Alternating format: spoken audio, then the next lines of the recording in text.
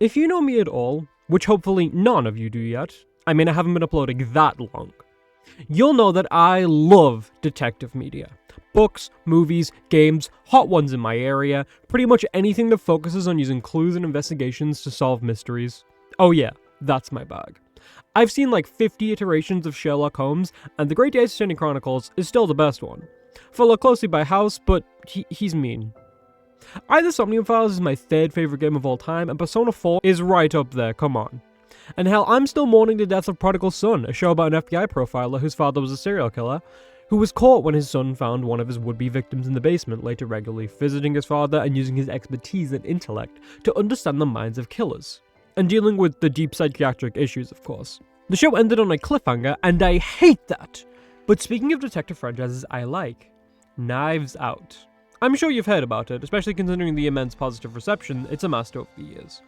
And it's well deserved. The first movie takes a star-studded cast and creates a really dynamic and fun mystery to pick apart with emotional moments, excellent humour, and some really standout performances. There's so many twists and turns that it's just so goddamn entertaining, and has the iconic knife chair, of course.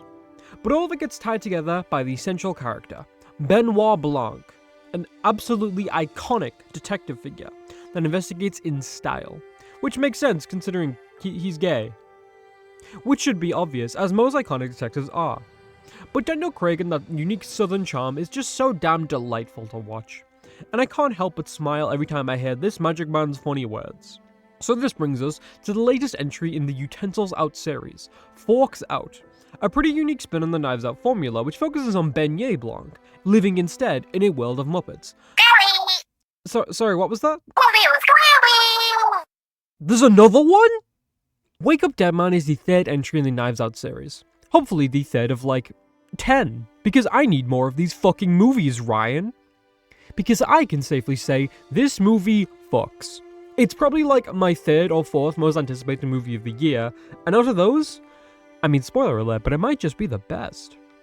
I really love the vibe of the first Knives Out movie. I mean the locations, the architecture, it's also perfectly gothic and puts the viewer on edge slightly, much like most of England. And while Glass Onion was a change of pace, it wasn't one I appreciated all that much. I still really liked the relationship between Blanc and the ensemble of that movie, but I really didn't like the whodunit because of how the reveal was presented, even if the acting was stellar across the board. And it's really hard to top that first movie. They really just had Chris Evans, Ana de Armas, and everyone else acting like they'd be taken out back and shot if they didn't give the best performances of their careers. And as soon as I saw the camera pan over to that fuck-ass church, I knew we were in for a return to form. The Velocipaster follows priest Doug Jones, who, upon witnessing his parents die in a VFX car fire, travels to China. Wait, this is the wrong church movie. Sorry, it's really hard to tell these apart, they're both peak.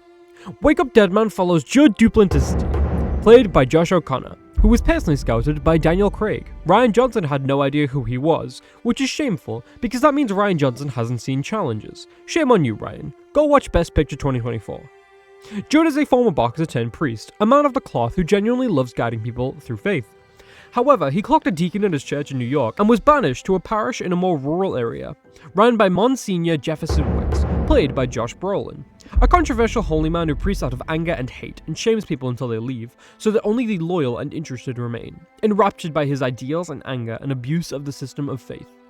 Wicks also has some backstory relating to his grandfather, a famous reverend who died at the altar, and his mother, who very much didn't buy into the family business, eventually, in a fit of violent rage, destroying the crucifix on the wall and tearing up the place, leaving and being known forever as the Harlot Whore. As tensions rise between Judd and Wicks, all of the regulars of the parish start catching on, and siding more with Wicks than him. They both try to meet up privately with their churchgoer groups, only for the other to be furious until finally, during a sermon, Wicks collapses inside of a side room after taking a short break, dead. With only one entrance to the room that Judd was watching the entire time, and with him as suspect number one, he has no choice but to work with the man who puts the trick in eccentric, Detective Benoit Blanc, played by Daniel Craig. With a new ensemble to question the suspect, Benoit puts his skills to the test and is eager to prove Judd's name innocent, lest he be arrested by the designated cop, played by Mila Kunis, star of Leave me alone! Akira! First thing I want to compliment, Judd. While Benoit is probably the main reason we come back to watch these awesome fucking movies, In the last two, he acted much more as the protagonist, guiding the narrative and central conflict.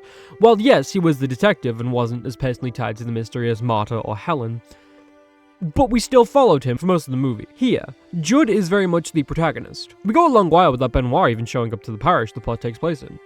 And Josh O'Connor does a brilliant job. He's a priest who very much cares about his followers and wants to give them the service he deems as best, but feels like he can't because the types of people he's trying to reach are being shepherded by a monster. An old, angry, violent Catholic who uses the Bible and Christianity as a method of bigotry and justification for his actions. Hey, where have I heard that before? Anyway, this makes Judd really sympathetic. I grew up in a Catholic school, but I'm not religious myself, but I still found myself rooting for him just as much. He wants to do his best, and he's genuinely passionate about faith and preaching. And all of this culminates in an amazing scene that I absolutely adored, but with its regards to religion as a whole.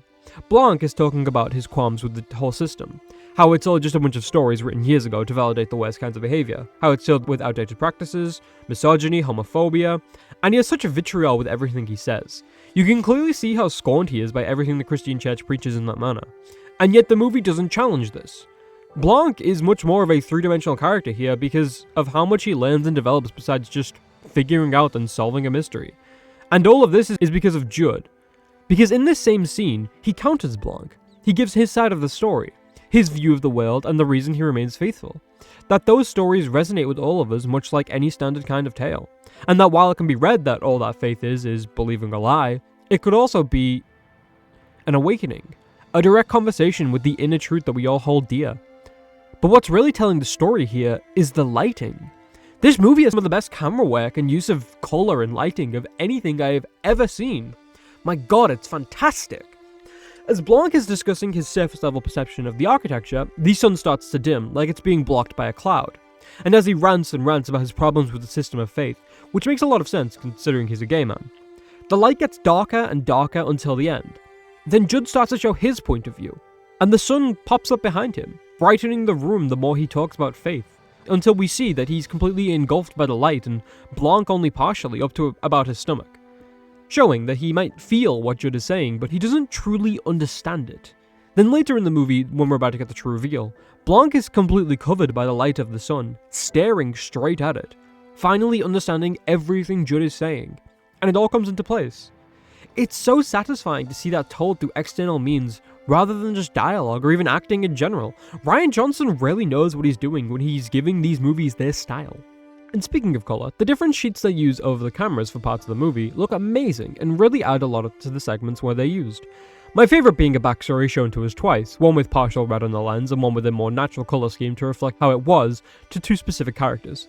Rian Johnson fucking loves to use memory as a concept that represents fallibility and subjectivity and how we subconsciously warp it depending on what we're looking for and how we view the world, and I am all for it. And speaking of these characters, you might be wondering why I haven't talked about the ensemble yet, and thank you for being so inquisitive, dear viewer. You deserve a pat on the head and a biscuit. Because this brings me to the first point of Wake Up Dead Man that I'm mixed on. Since the ensemble here is probably the weakest. The acting is great and everyone is still a pretty fun character, but they're focused on much less than Glass Onion in the first movie, because of the very prominent focus on Judd as a protagonist. And in some ways, I like this. I mean, I love Judd, as I've said, but in other ways, I kind of wish we had more scenes with the rest of the characters. I mean, Glenn Close is doing great, but Jeremy Renner only really has one good scene. I love the concept behind Daryl McCormack's character, and then Kaylee Spaney was really underutilized in the earlier scenes, and she could have easily have been the most sympathetic character in the movie. Oh, and Jeffrey Wright is here. And Jeffrey Wright is awesome. That's my Jim Gordon. When it comes to the mystery, I can't lie, The Who didn't surprise me. In fact, I had suspicions of The Who immediately, but only definitely accused them when we see a later step of their plan. But that didn't take away from my enjoyment of the movie at all, because their plan is so fun to pick apart. I felt as jolly as Blanc myself trying to figure out exactly what they did and why. It was a hell of a ride. Plus, there's some genuinely pretty great emotional beats here, and I'd say the strongest of the trilogy, which boils down to how great of a character Judd is, how believable his relationships are, and how, in the end, he got exactly what he wanted. He got to feel like a real priest again. And Blanc understood that him being a priest is exactly what this parish needed most. More than him accusing the killer, and the final scene we get of their interactions with Blanc and Judd is just wonderful. It really does hit even if it's unsurprising. And I like the themes of greed and betrayal that are ever present in the narrative of the mystery and the motivations of the characters involved. because it ties directly into the backstory we're fed of the parish and Wix's family. It really works as a culmination of everything we're given throughout. But one of my favourite moments of the movie isn't even to do with the mystery, really. There's a scene of Judd and Blanc searching for a hidden item, and they find a figure of Jesus that is hollow, and without thinking twice, smash that shit like a Colorado patty. But to no avail. And as they realize this, Judd looks upon the head of the figure he's just broken. The head of Jesus. Realizing that he has desecrated the being he is meant to have eternal faith in. That the mystery is taking over his will as to be a priest. That he's too busy with the investigation that he's betraying his duties. Which of course we see the payoff later, but even in the same scene, we get Judd on the phone to a very talkative lady, which is for a decent while played for comedic effect. Until the laughter stops and the tone completely shifts. As she starts talking about her real problems, the things she hides behind her smile, and what causes her to just want to chat with people. And Judd, the man who, a second ago, besmirched the very body of Jesus Christ, decides that as important as the investigation is, he is needed by a lost lamb, who is his priority. Who is his priority? I've watched a lot of movies this year with great tonal shifts, and I wouldn't quite say this is the best one, like most people probably will. To me, it's the second best. Begonia still holds the crown. That movie's insane. You know, I mentioned with Frankenstein that I think that movie very much had a Netflix budget and that caused some problems in some places, but I really didn't feel that here. Maybe it's because Rian Johnson has already proven himself with 2 hit films, one under his Netflix contract. Maybe it's because Jeremy Renner and Mila Kunis, who are probably the top billing under Daniel Craig, have decently smaller roles compared to the cast of the past 2 movies. Or maybe it's because nobody has to go through insane lengths of prosthetics like Jacob Elordi did. I did not feel that here at all. I mean, this movie looks amazing and I'm obsessed. I might be comparing apples to oranges though, because a monster sci-fi movie and a rural murder mystery in a church that was filmed in Essex, one is going to cost a lot more just off of concept. And speaking of Netflix, they still piss me off by not letting this get a wider release in cinemas. Obviously, the Warner Bros. Netflix deal recently had news put out about it moving forward, but it is important to note that nothing is finalized yet, thank fucking god. Netflix's practices, and especially what CEO Ted Sarandos has been saying about the cinema being an outdated concept nobody cares about, is both anti-art and out of touch. The age of streaming has been annoying enough, while we all have to keep up with wanting to watch things that are sometimes on Netflix, sometimes on Prime, sometimes on Disney, sometimes fucking HBO, which doesn't even exist here in the UK, so we need to legally acquire things from it. But with the limited release Wake Up Dead Man was given, not even touching any of the cinemas near me, I do not have high hopes for any movies coming out under their future contracts. I'll never get to see Tall Girl Swedish Drift in cinemas. Seriously though, I hope this deal doesn't go through. I need my cinema. I need movies to keep coming out. I need to see the Batman 2 on the biggest IMAX screen in the fucking world when it comes out.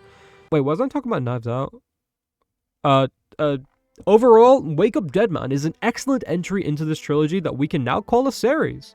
It brings back so many aspects I missed and tops the former peaks in multiple technical aspects that are absolutely awe-inspiring. Hideo Kojima doesn't know what he's missing, unless he's just mad about DS2 not winning anything in the Game Awards, which I would say is fair, but his competition was pretty steep. And even then, 100 Line should have won everything. Judd and Blanc have the best chemistry in the series, that is heightened greatly by their relationship to religion and how their opposing views can bring them together.